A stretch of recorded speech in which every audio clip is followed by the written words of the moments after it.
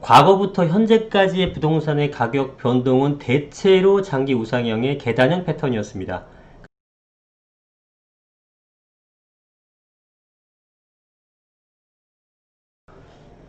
안녕하세요. 반갑습니다. 이승훈 소장입니다. 자, 오늘은 부동산의 가격 변동성에 대해서 얘기를 해볼 거예요. 주제가 좀 어렵지 않나? 재미없을 것 같은데 생각하지 마시고 오늘 꼭 여러분들이 알고 계셔야 될 주제이기 때문에 당부드립니다. 꼭 시청하셔서 보시면 여러분들이 향후에 어떻게 부동산에 대해서 생각해야 될지, 투자해야 될지에 관해서 아마 인생을 바꿀 수 있는 중요한 얘기일 수도 있습니다. 잘 들어보세요. 자, 지금까지 과거부터 현재까지의 부동산의 가격 변동은 대체로 장기 우상향의 계단형 패턴이었습니다. 그러니까 물가 상승률이 이렇게 연동돼서 올라간다고 했을 때 올라갈 때도 있고 약간 조정받을 때도 있지만 올라갈 때 많이 올라가고 내려갈 때 조금 조정받으면서 이런 형태가 되죠. 그리고 대체적으로 올라가면서 좀 버티기를 강하게 하죠. 올라가고 좀 버티고 그러다 시간이 지나면 다시 올라가고, 그래서 계단형 우상향 패턴이었다는 게 현재까지의 팩트입니다. 이거는 사실은 뭐 향후의 일이 아니기 때문에 지금까지의 사실관계입니다. 이거는 우리 이거를 토론할 주제가 아니에요. 사실관계이기 때문에. 자, 그렇다면 왜 이런 현상이 나오는지 한번 생각해 봤어요. 자, 이거를 위해서는 내가 부동산 시장의 참여자가 돼야 하고요. 매도자랑 매수자의 심리를 모두 알아야 돼요. 저는 평균보다 많은 그 매도자 입장, 매수자 입장이 되어봤었기 때문에 이거를 제 경험을 토대로 말씀을 드려볼게요. 자, 여러분들, 부동산에서 적정 가격이라는 게 있을까요? 적정 가격이라는 것은 없습니다, 사실은. 땡땡구 땡땡동의 예를 들어 뭐 최고 아파트다. 예. 그러면은 이 5억 원이 적정 가격이다 라고 말할 수 있는 사람이 있을까요? 그 말에 근거가 있을까요? 없죠. 그러니까 그 부동산은 시장 가격은 존재할 뿐 적정 가격이라는 건 없어요.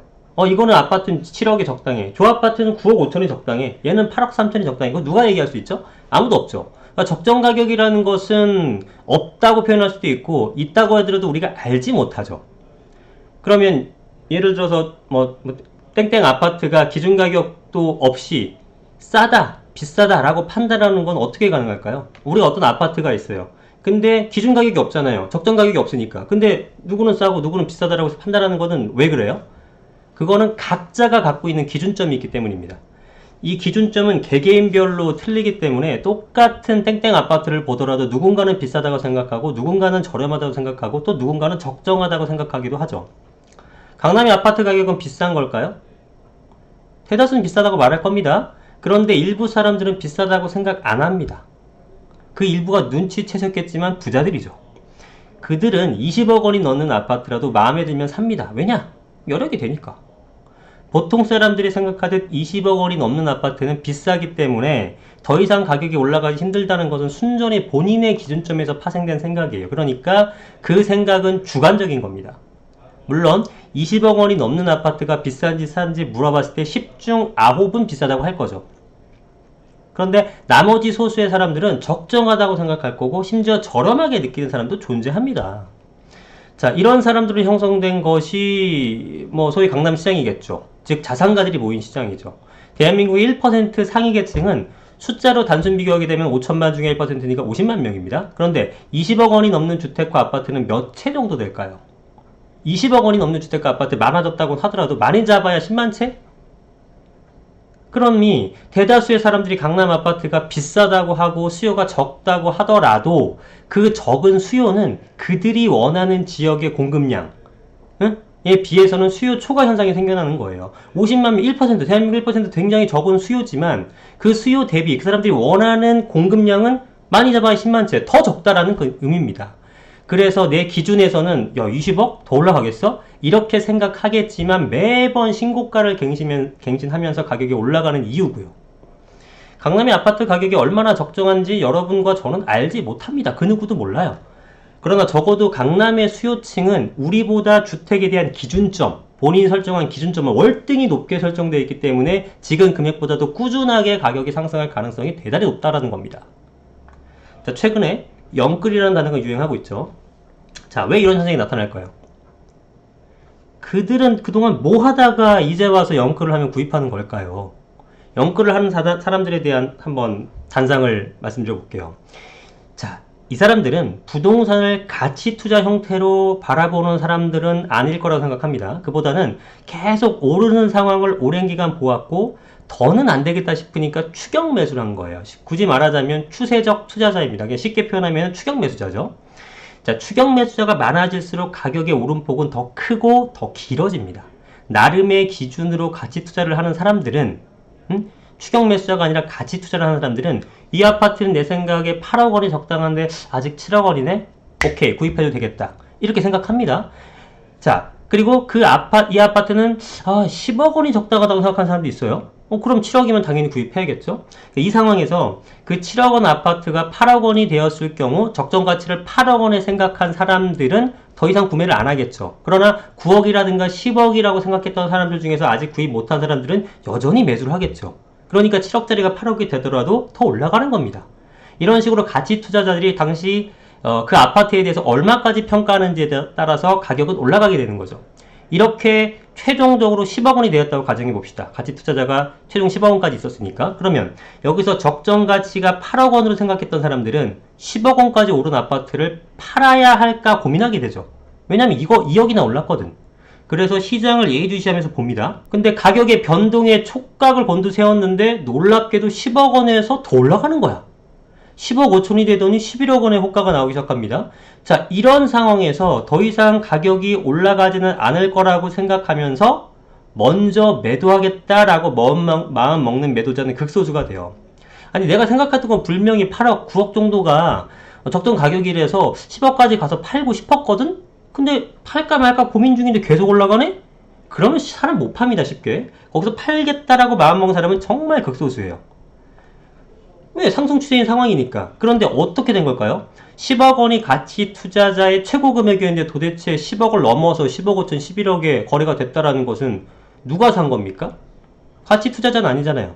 이때 나타나는 사람들이 바로 추격 매수자입니다. 상승 랠리를 보면서 더 오르면 소외될까봐 늦게라도 구입에 나선 사람들을, 영끌을 한 사람들이죠. 이렇게 해서 가격이 더 올라가면서 이 아파트는 최대 12억까지 갑니다. 예를 든 거예요. 그럼 12억까지 올라오면은 잠시 숨고르기를 하거나 약간의 조정이 되는 경우도 있지만 일시적이죠. 몇 번 거쳐봤죠, 우리. 그죠? 913대째 때도 그렇고, 16대째 때도 그렇고, 한 두세 달 잠깐 주춤한 듯 하다가 다시 올라가는 거 여러 번 경험하셨잖아요. 일시적이란 말이에요. 그럼 어쨌든 10억 5천이나 11억에 구입한 이런 추격 매수자도 결론적으로는 12억까지 갔기 때문에 가격 상승의 달콤한 맛을 본 거죠. 이러한 추격 매수자가 많으면 많은 그런 부동산일수록 가격은 더 많이, 더 길게 상승을 하는 거예요. 자, 상승이 길어지고 커질수록 보유자들은 절대로 매도를 안 하게 되죠. 그럼 계속 올라가는데 누가 팔아? 이것이 공급 부족을 만들어냄으로써 시장에서 아직 구입하지 못한 매수자들의 마음은 더 급하게 됩니다. 그래서 영끌이 더 나오는 거예요. 아니, 계속 올라가는데 시장에는 공급이 없어. 어쩌다 나오는가? 내가 살게요. 영끌하게 되죠. 마음 급하게 되지. 그래서 그때까지도 고민만 하던 사람들이 또다시 진입을 합니다. 그러면서 가격은 하락하지 않고 꾸역꾸역이라도 꾸준하게 상승하게 되는 거죠. 자, 이렇게만 보게 되면 왠지 추격 매수자들이 실수를 한 것처럼 느껴지시나요? 너무 높은 금액에 잡은 것이 아닌가, 소위 상투 잡은 것이 아닌가 불안해지죠. 과연 그럴까요? 정확한 건 앞으로 부동산이 어떻게 움직이느냐에 따라 우리가 직접 목격할 수 있어요. 지금까지 말씀드린 건 현 시점까지의 상황이라고 보면 됩니다. 자, 그러면 지금부터는 제가 앞으로 어떤 움직임이 있을지에 대한 예상을 말씀드려 볼게요. 자, 예전에 7억 원 할 당시 절반의 사람들은 이 아파트가 비싸다고 느꼈을 겁니다. 그 당시에도. 그죠? 대부분 무주택자이거나 부동산에 하여튼 여러 가지 이유로 미참여했던 사람들.